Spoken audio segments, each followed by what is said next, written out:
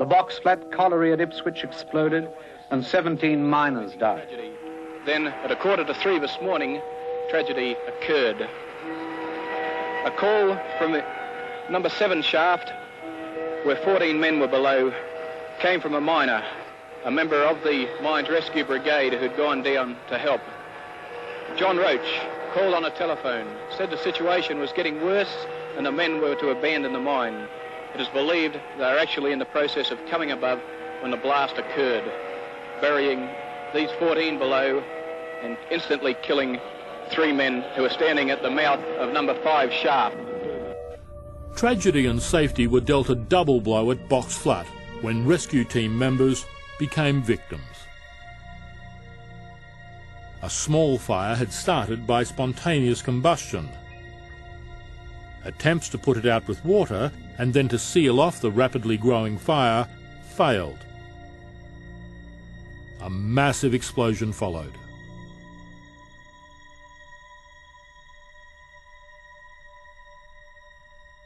The tragedy played out shockingly quickly. 3 a.m. the explosion. By mid-morning, bulldozers had moved in to seal the mine, entombing 14 of the 17 men. And then a memorial service held against a backdrop of billowing black smoke. The scars for the survivors of Box Flat have lasted much longer. I was sitting on the rake to go underground because I was ready to take the team down. And Lenny Rogers came in and said, "No, Ron, you stay on top." He said, "I'll take this lot down." He said, "You've been down 3 times now." So I got off and sat in the cabin, and Lenny got on the man rake with the rest of the team, and they went down. And that was it.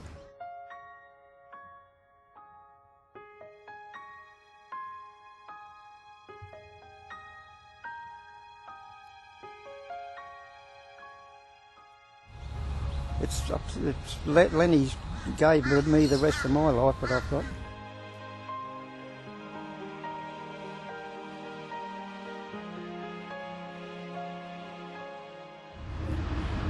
I was put in his position as manager of his mine after it all finished up.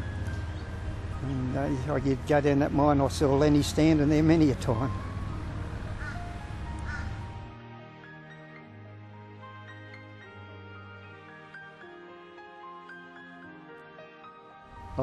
I can still see the whole team standing at that time out going ready to go down.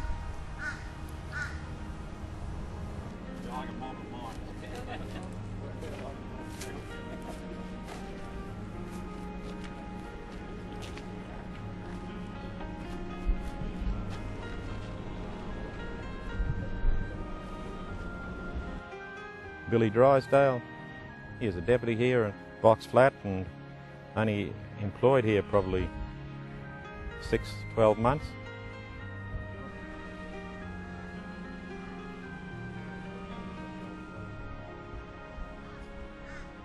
Brian Rasmussen, manager at Box Flat.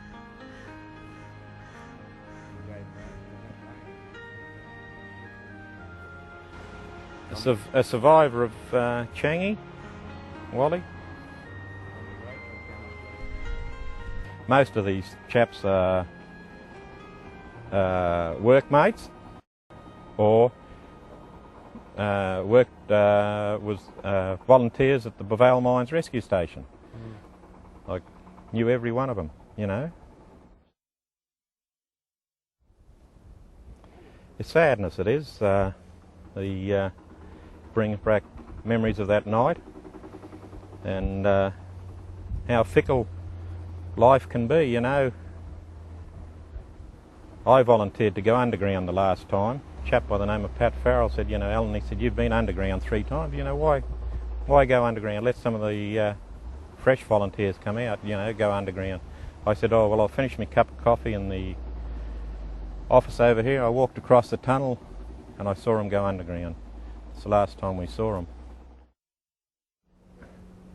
We come out, put on our suits, our breathing apparatus, got teams ready, one standby, one to go down and do the job. By this time the Chief Mines Inspector of Queensland was there, Bill Roach, and Bob McQuinn, the owner of the mine. and they decided they weren't going to risk any more lives, and they decided to seal the tunnel. How do you feel about that? Terrible.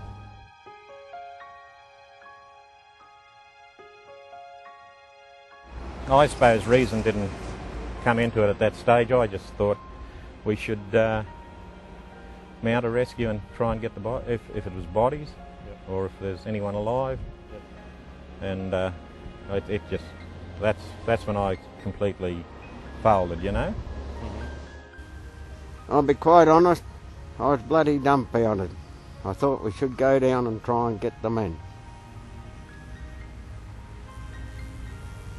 But from what I see in the explosion, I realised there was no men to get out of number 7.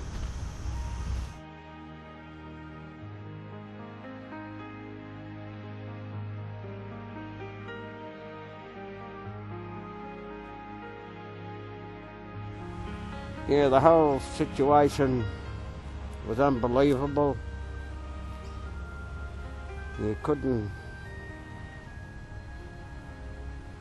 sort of grasp it for a long while. Even today, the old mates get a bit sooky on it, as they call it, and myself.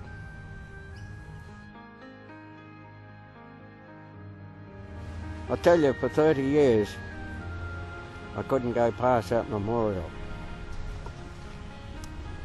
Even though I used to work at a pit out the back there, I used to go round through the back way.